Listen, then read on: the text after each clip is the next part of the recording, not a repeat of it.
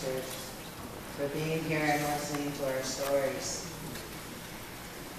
My given name is Susan Martin. My spirit name is Mugwort Thunder Woman. I'm Cree Lakota. I'm Bear Society. I'm from Alberta. I've lived here in the East for 30 years. I walked across the country for our murdered and missing loved ones at the age of 51 with Walk4Justice.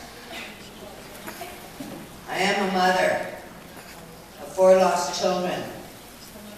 I lost twin boys when I was 7 months by being in domestic violence.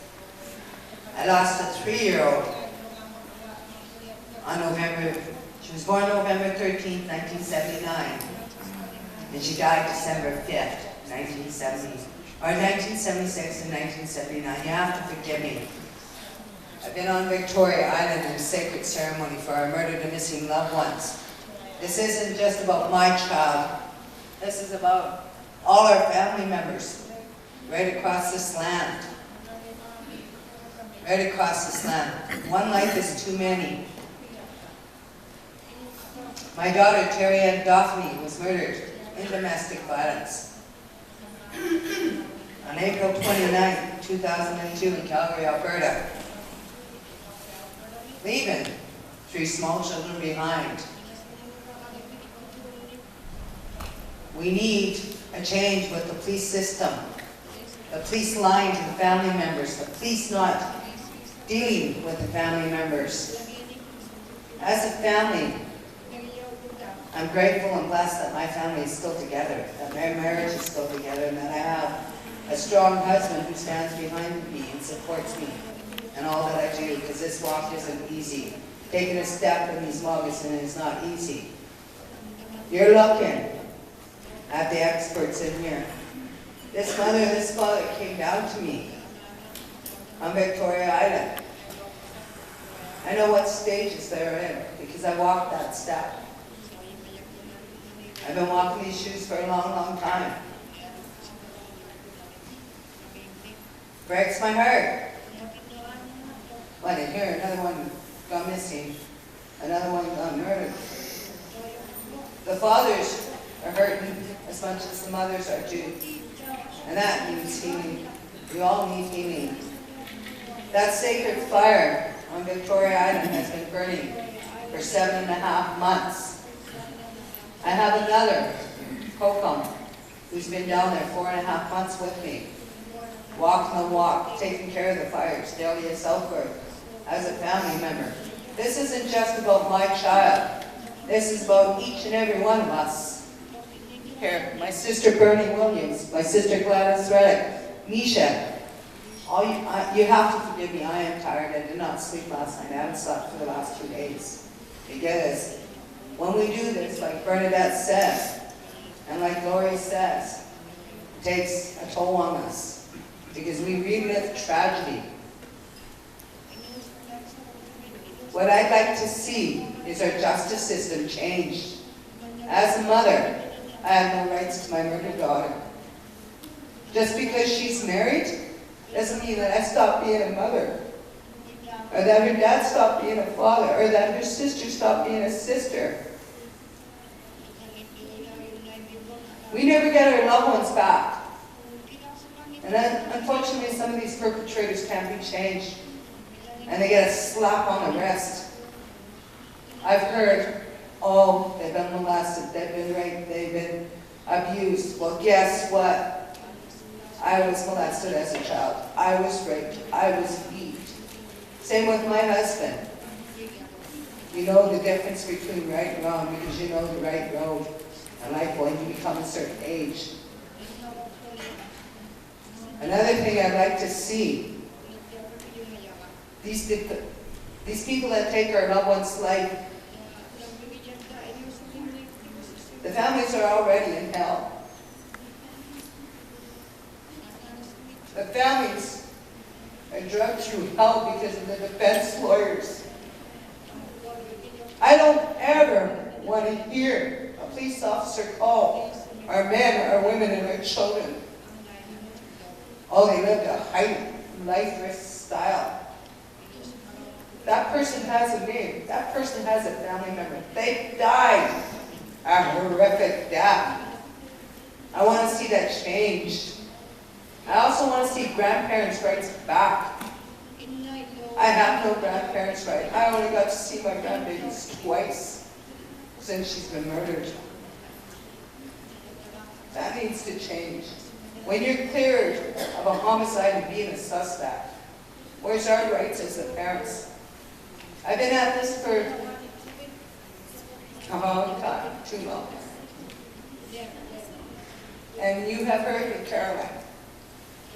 Where are the rights of the parents of our murdered children? Do we not have a say in how a child is laid to rest? My daughter was treated like friggin' garbage. I have her remains at home. She's going to Calgary. I'm leaving. I'm moving back to my territory. And I'm going to go lay my child to rest with my daughter out in Calgary. And I am going to have that traditional ceremony. I choose to be non-status. I wasn't raised in residential school or on a reserve because my parents denied our rights because they didn't want us being taken away. And the 60 scoops, the 70 scoops, the 50 scoop in residential school. It's not our fault. We shouldn't be chastised. I don't speak my language. I'm learning my language. And I've had many, many teachings right across this land from many different elders and many different grandmothers and many different teachers. So I'm grateful and humbled for that. And I'm grateful and honored and humbled that my culture has kept me here from Mother Earth to be a voice and to speak and to do what I have to do. Because it's not easy. It is not easy. And I will be on Victoria Island until April 29th, 2016. And that sacred fire will go out with a ceremony and a prayer. And I will restore Victoria Island the way Grandfather Command had that vision, and always had that vision as a healing center for all nations to come together. All nations. And I'm thankful that I got to meet Grandfather Commander 4 times and sat down and talked with him, and he teased the heck out of me. And in Bailey Two Rivers. And I thank them for those teachings and that love and the strength that they gave me. Because when they came in 2008, Grandfather Commander was sitting behind me, and it was a cold, rainy day. And it was us that took care of the elders on the hill. I will continue this journey. And I'll do it with an open and honest heart. And I will speak the truth. And I'll walk that truth as hard as it is. So I ask all of you guys to change those laws.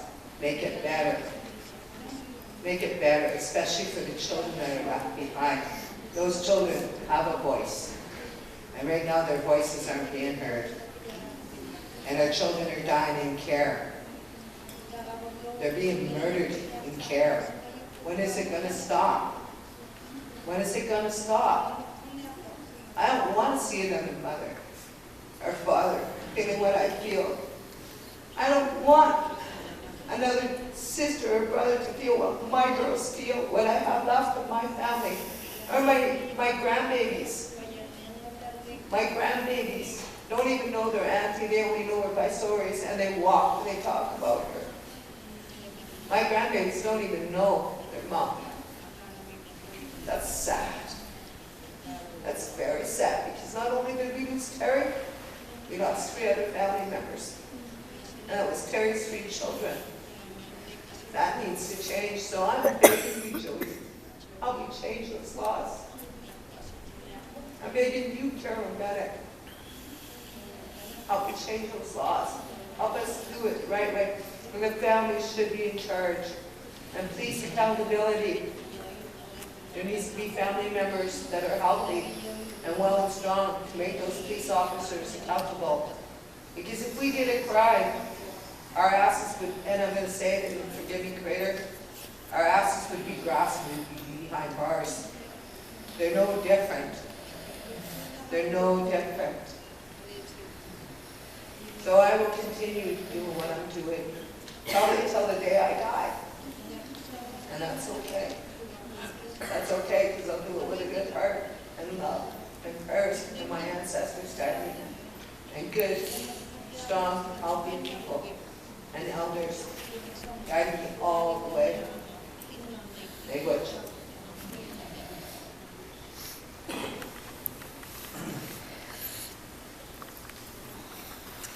Good afternoon. My name is Gladys Radek. I'm originally from the Gitxsan-Wet'suwet'en Territory, Morristown, BC. I'm representing my beautiful niece, Tamaralyn Chipman. She disappeared from the Highway of Tears on September 21st, 2005. She was my brother's only daughter.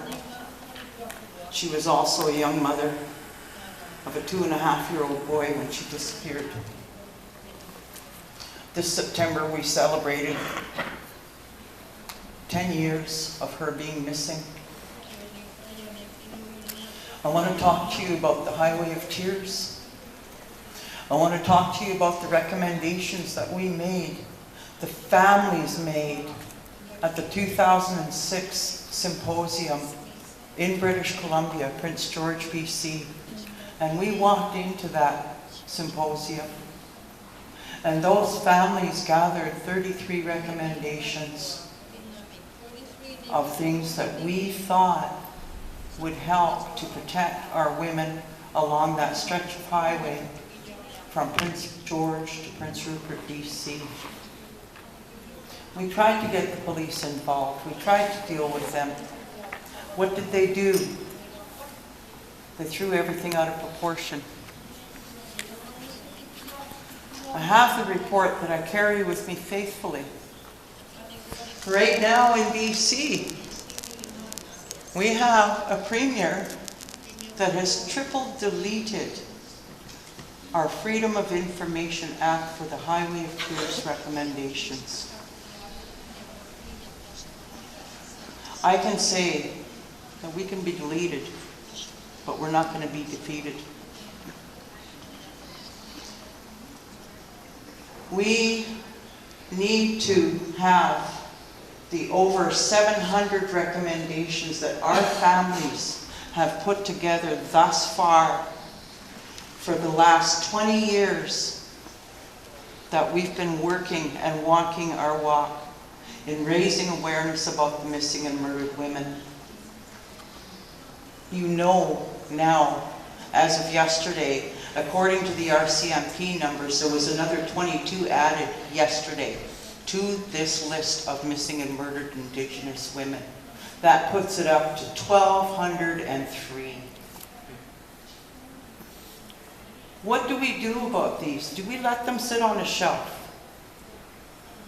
My friend Bernie and I, we attended the Robert Picton trial in its entirety. We lived and breathed with the family members in its entirety. We also lived and breathed the inquiry of Robert Picton. We lived with the families. We slept on the floor in their hotel rooms because there was nobody there for the First Nations families. Us as family members know what's needed. And I know that Jody, you've worked with us right from the beginning, as with Carolyn Bennett, who has worked with us from the beginning. You heard our stories. This is how many times that we've been in front of you and we're saying the same things over and over and over again. This is what we need. 10 years of paperwork. As for the families and the support, there is none. Her and I, we co-founded Walk4Justice together because we wanted to raise awareness. We didn't do it for fame or glory, and definitely not for money, because all of our walks were put together through donation and volunteer. We've had Bernadette Smith and her family that have greeted us in Winnipeg 3 times. It's the families that are bringing out these Drag the Red campaign, Sacred Circle in Vancouver, Walk4Justice, Tears for Justice, all family efforts. Because we want to raise awareness about our loved ones that are missing. We also want to talk about the children. When we went through that Robert Pickton trial, there was 98 children that were affected by the loss of their mothers in that trial alone. We know that BC is a serial killer haven. We need to talk to you about the sentencing of these people that are perpetrating our women. We need to talk about this justice system that is allowing them to bring our families through this revolving door. Appeal after appeal after appeal, and dragging those families through a court system again and again so that they can try and get out of jail. We've talked about what these perpetrators get in jail. They get 3 square meals a day, they get a roof over their head, they get clean clothes, they get food, 3 square meals a day, they get hydros paid, they get internet access, they get jobs, they get paid for staying in jail. And that's something that every woman in this country is striving for. And yet we're handing it all to the perpetrators. That needs to be changed. I agree with our sister, Bridget, when she talks about reopening cases. I'll tell you about Tamara's case too. The police stopped talking to my brother 5 years ago. They quit looking for her. They closed the case, and Tamara's is not the only one. There's several cases on the Highway of Tears where they have absolutely closed the cases and they're not looking anymore. I carry and I present also a film called The Highway of Tears, and I know that the House of Parliament has seen it. And in that film, it is very clear on how they treat the First Nations people and the white people. I'm not racist. I'm not racist at all. But what I see on that film is the truth that we've been speaking about for 10 years for the Highway of Tears. We see a white girl that went missing on that film. And we watched a whole town come together with ATVs, horses, people, thousands of people. That whole community pulled together looking for one girl that was partying. And yet we have my niece who was hitchhiking on the other end of the Highway of Tears, and nobody's looking for her. Why is that? We need to have each and every missing person treated as equal value. Because we're the life givers of society here. We're the life givers of society. And we matter, because without us life givers, the men wouldn't be here either. And we have to remember that. We have to remember that we can't leave these children behind either. That's the most important thing. These women, these 1,200 plus women, a vast majority of them had children. So what's happening with those children now? I know what's happening with Tamara's son. He thinks she's dead. You know what? She's still missing. Until somebody can prove to me by DNA that she is dead, I am going to keep searching for her, and so is my family. Why do our children have to be raised like this without their mothers? And this is where, again, the CAS comes in. What happens to a lot of those children? We're very fortunate we have somebody that Jaden can stay with, and we're lucky we have access to him because the majority of these children wind up in CAS. I was in CAS. I was raped for 5 years in CAS. I've been having sex since I was 8 years old. That's what happens in CAS, and they don't do a thing about it. I tried to report it as a child. Nobody would listen to me. That's what happens to our kids that are in CAS.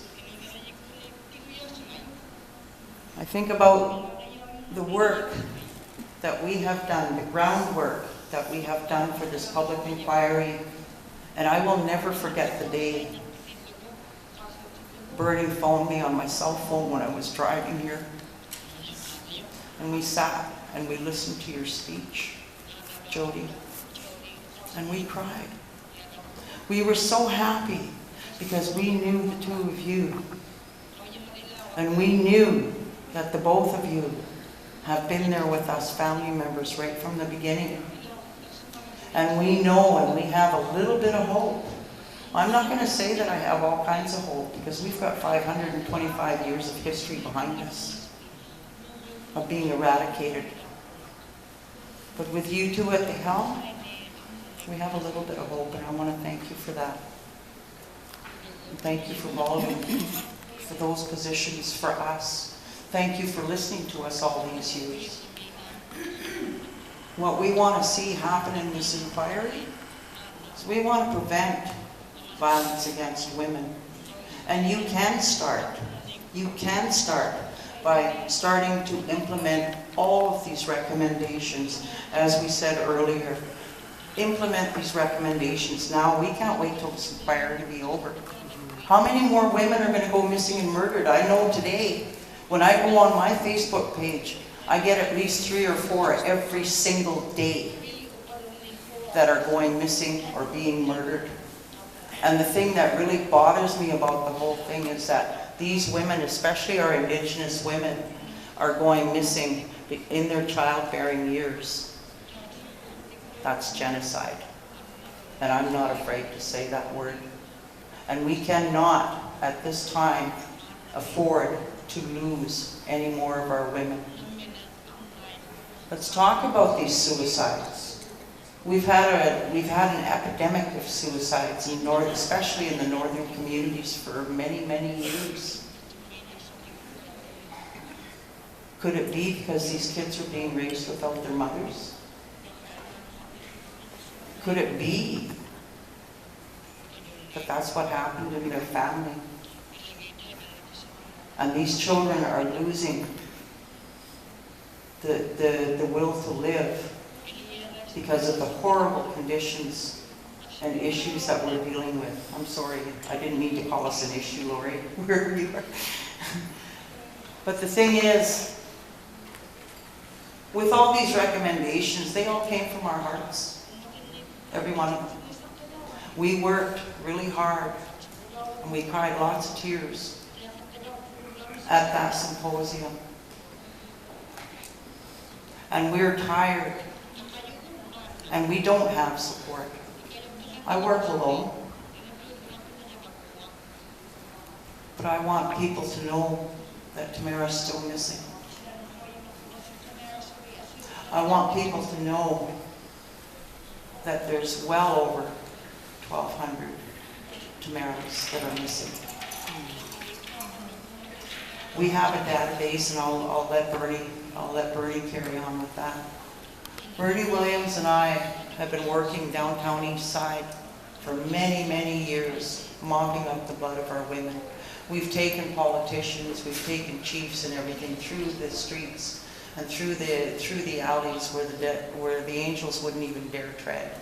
And we've raised awareness, and we've brought those chiefs down there, and we've showed them the dilapidated situations that our people are living in, especially in the downtown East Side.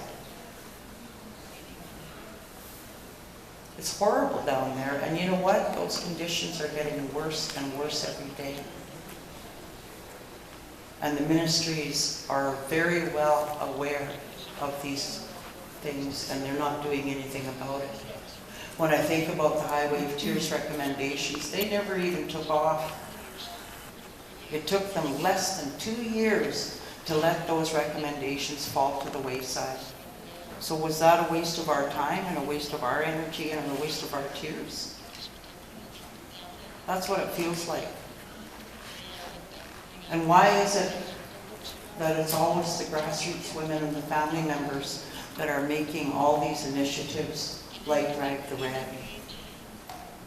I'm going to be talking to my sister over there, Bernadette, about dragging the Skeena River, about dragging the Fraser River, because I bet you that's where a lot of our bodies are. What are we going to do? How are we going to fix this? How do we fix 525 years of damage? How do we do that? I'm glad to be sitting here today to have a little bit of a say for tomorrow. But we got a lot of work to do. We really got a lot of work to do. And I'm really grateful that today we are able to take that positive step forward as families, as friends, as allies and supporters, every one of us in this room, family members. Every one of us is in a different level of pain.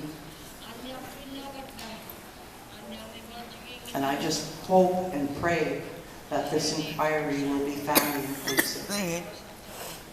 We need that. We need to have our voices heard. I would like my brother to be invited to the table at least once. He's never been at these tables. Nobody's ever called him to support him. And now he just looks at me and he says, Gladys, you take it. You be the spokesperson for our family, and that's what I continue to do. I'm out here in Ontario right now. I raise awareness everywhere I can. I do panel speaks. I've done 9 presentations for the Highway of Tears just in the past 2 weeks, just to raise awareness. And people are looking at me and they're saying, oh, well, that happened out in BC. You know what? We're connected. We're a nation here. It's not just a BC problem here. This is a national problem. So we need to all work together, whether I'm from BC or not. I'm still living in Ontario, and I would still like to be included at those tables as a representative for my niece. I'm tired of being left out. That's what I will say, is I'm tired of being left out. We have a lot of feelings as family members, all of us, and we need to be included in the solution that's going to end violence against women once and for all. Thank you very much.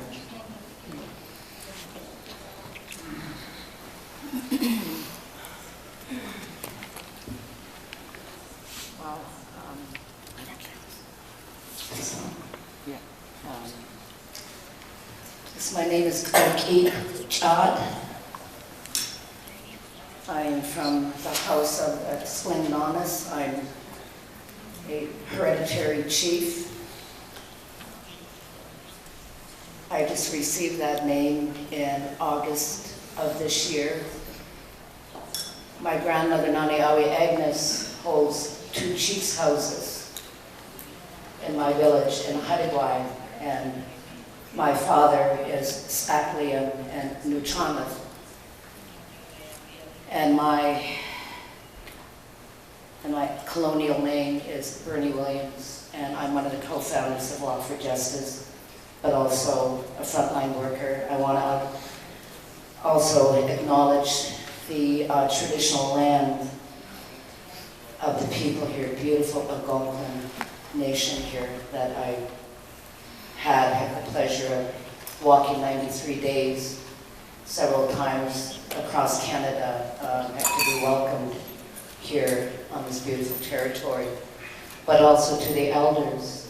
And I want to echo what one of my sisters have mentioned, about Elder William Commander.